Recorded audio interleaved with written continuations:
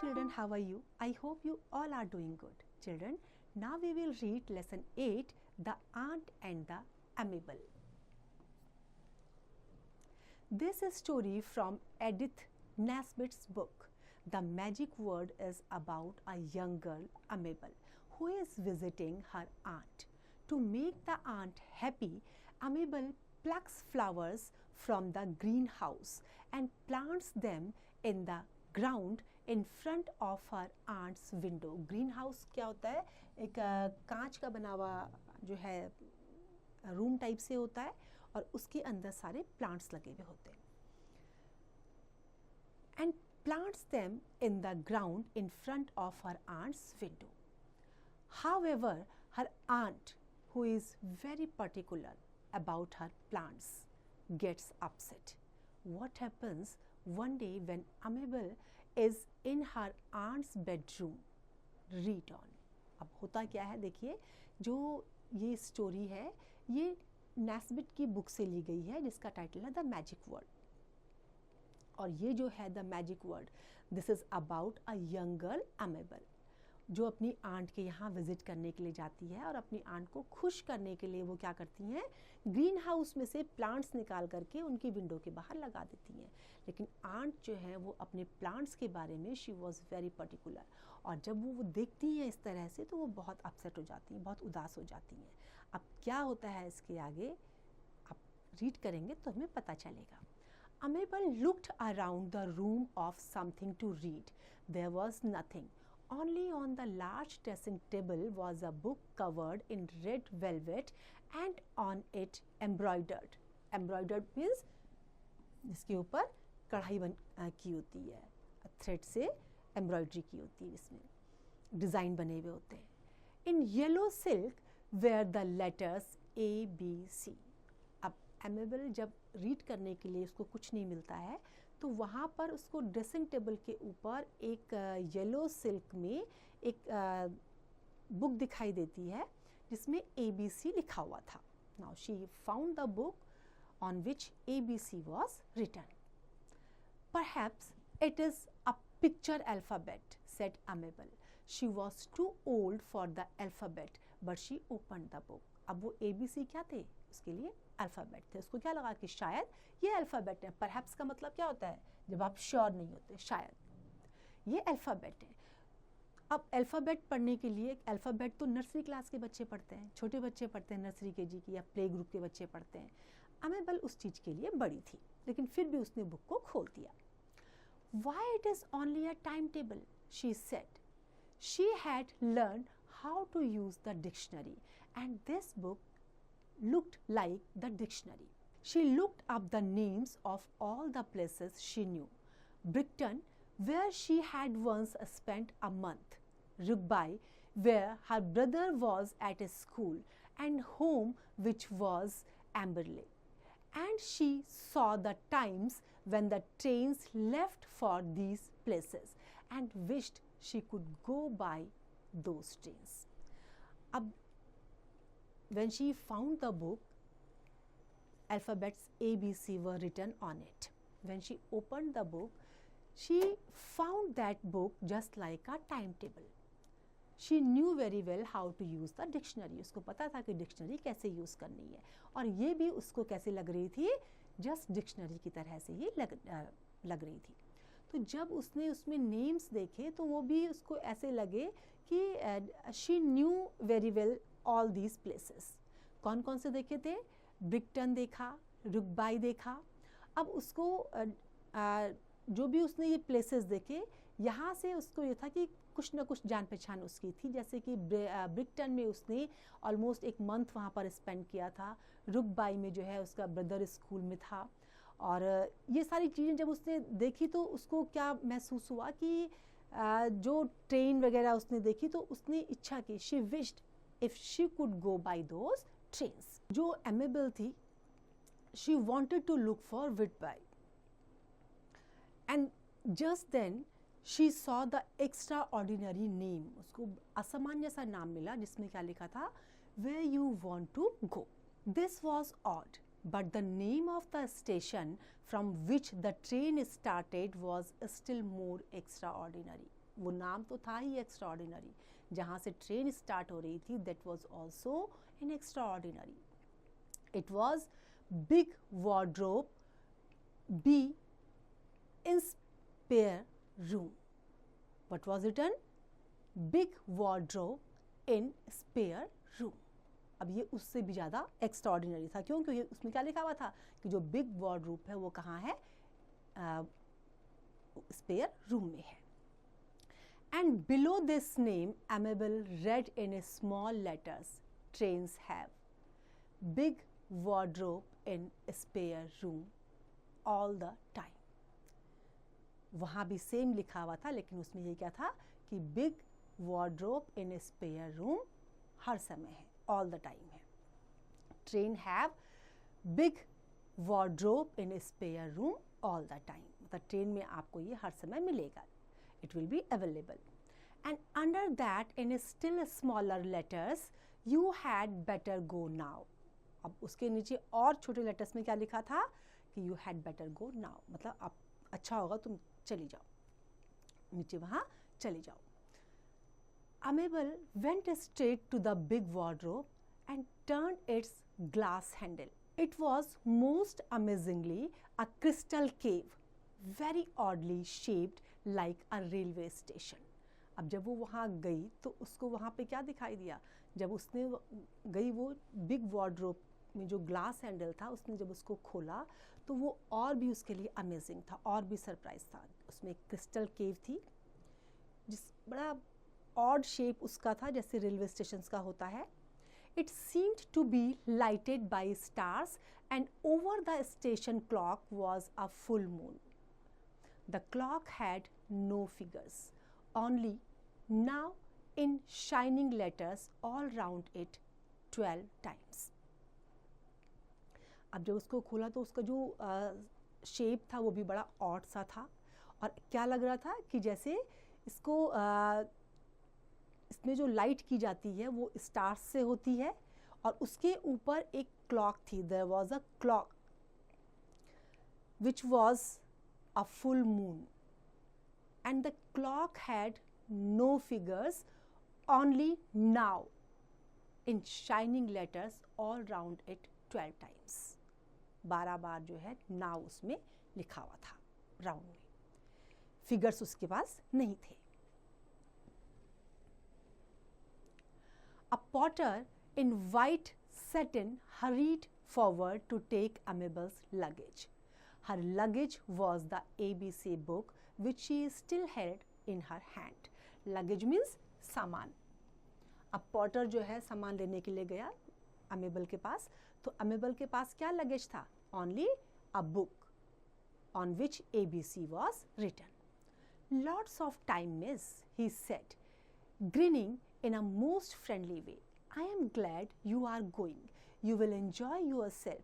What a nice little girl you are.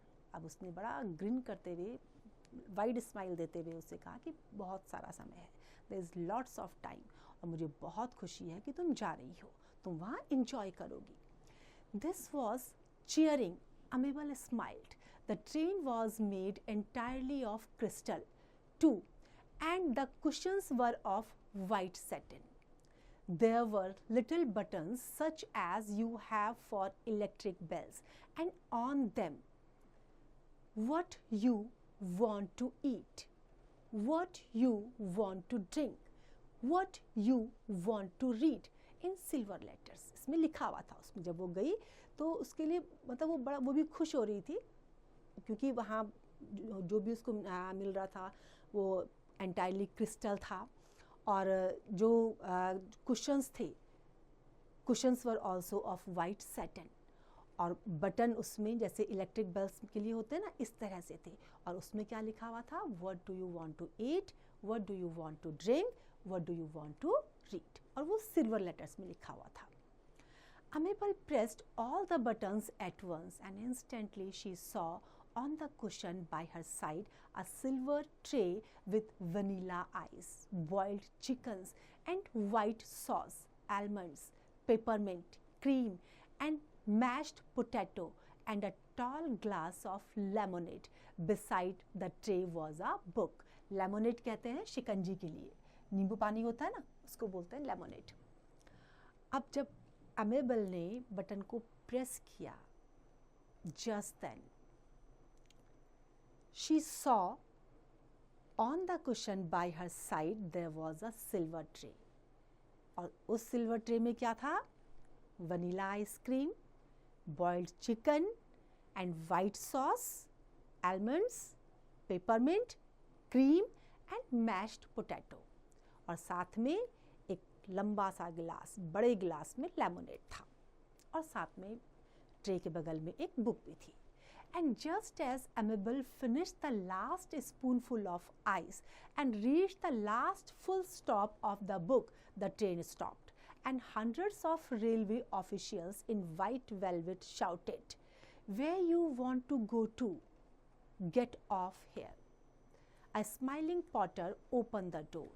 Now he said, "Come on out, Miss Amabel, unless you want to go to where you want to go, where you want to go to."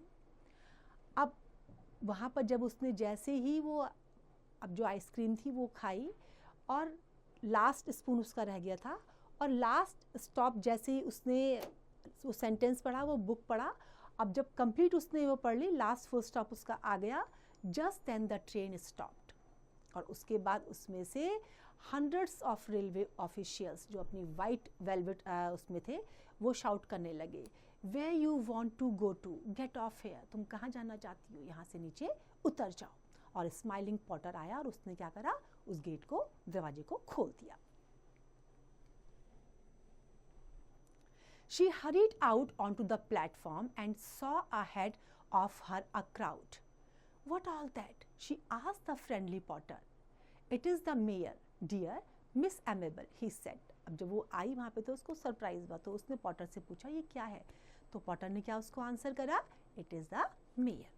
The mayor bowed low to her and said, "Welcome, dear Amabel. We know you meant to please your aunt. It is not your fault that you didn't know you should ask permission before you touch other people's things."